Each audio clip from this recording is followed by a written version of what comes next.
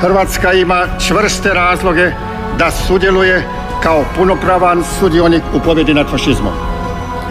Usprkos nepobitnim povijesnim činjenicama, mi još uvijek moramo svijetu dokazivati da je antifašistički pokret sa svojom partizanskom vojskom i političkim predstavništvom u Hrvatskoj bio jači nego li u bilo kojoj drugoj zemlji bivše Jugoslavije pa i Europe.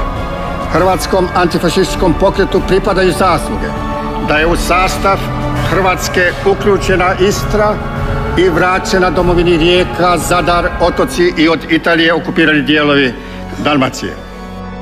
Tito je bez dvojbe bio jedan od najvećih državnika Europe razdoblja drugog svjetskog rata.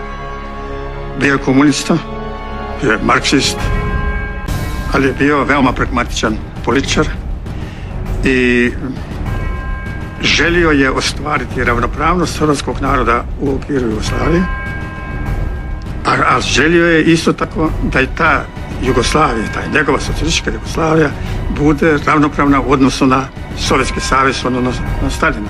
Zasluge Tita su, što se hrvatskog naroda tiče, u tome što je on, znači, sa antifašističkim pokretom doveo hrvatski narod na stranu pobjedničkih demokratskih sila antifašističke koalicije, što je omogućio da se stvori federalna država Hrvatska i po ustavu, i prvom ustavu 45. pa do ustava 74. što je omogućio da imamo i pravne osnove za samoodređenje i za proglašenje samostalne Hrvatske.